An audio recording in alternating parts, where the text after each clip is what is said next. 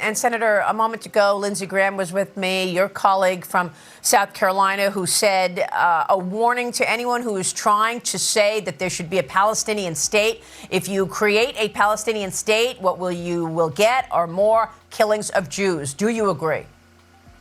Absolutely. It's an absolute betrayal for Israel and for the worldwide Jewish community, like whether it's France or Australia or any of these nations, our Western allies now calling for a two-state solution when Hamas refuses to disarm and are actively trying to kill Jews.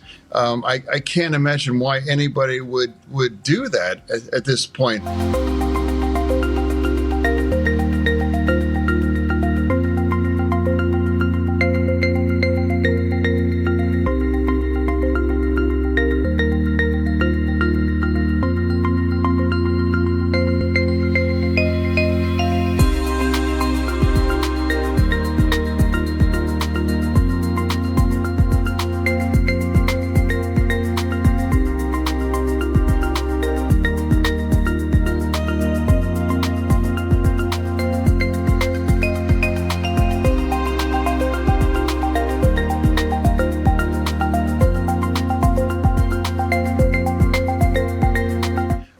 That is not the appropriate reward after 10/7 and this thing. So I absolutely support Israel's continue to take out leaders from Hamas and Hezbollah as well, too. They need to be held accountable. And I do hope they can work together with the American forces in Syria to take out the people responsible for taking 2 American lives in Syria just yesterday now, too.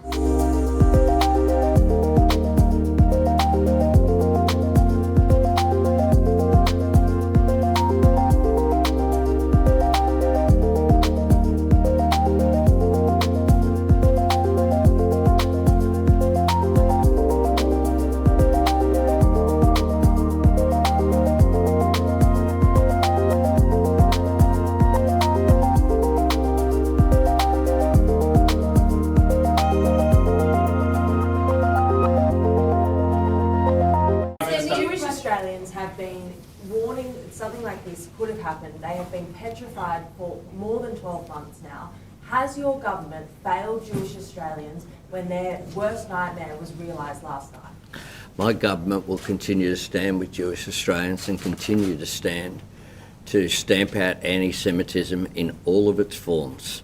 We have taken strong action. We'll continue to work with the community.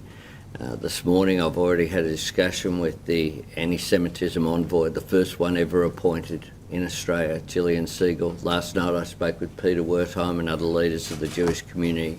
We'll continue to work with them because this is a time where all Australians need to wrap our arms around Jewish Australians. So we stand with them, we stand against anti-Semitism, we will do whatever is necessary to stamp it out. Anti-Semitism is a scourge.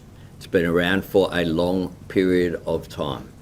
We need to do whatever we can to stamp it out. Do we need a gun crackdown like John Howard carried out after Port Arthur? He took leadership on that, will you? Well, we will look at whatever is necessary, whatever comes out of this investigation. If there is any action required in terms of legislative response, we will certainly have it. Thanks, everybody. Thank you. Thank you.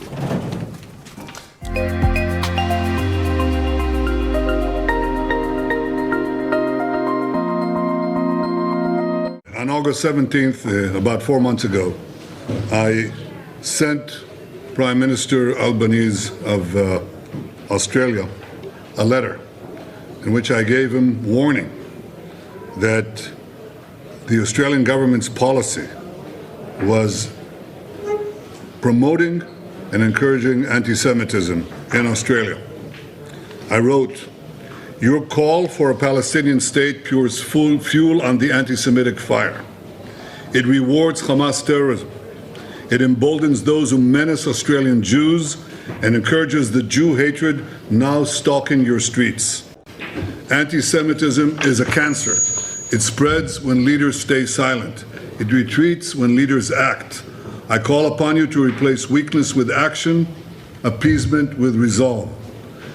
Instead, Prime Minister, you replaced weakness with weakness, and appeasement with more appeasement. Your government did nothing to stop the spread of anti-Semitism in Australia. You did nothing to curb the cancer cells that were growing inside your country. You took no action. You let the disease spread. And the result is the horrific attacks on Jews we saw today. We saw an action of a brave man, turns out a Muslim brave man, and I salute him, that stopped one of these terrorists from killing innocent Jews. But it requires the action of your government, which you're not taking. And you have to, because history will not forgive hesitation and weakness. It will honor action and strength. That's what Israel expects of each of your governments in the West and elsewhere, because the disease spreads and it will consume you as well. But we are worrying right now about our people, our safety, and we do not remain silent. We fight those who try to annihilate us.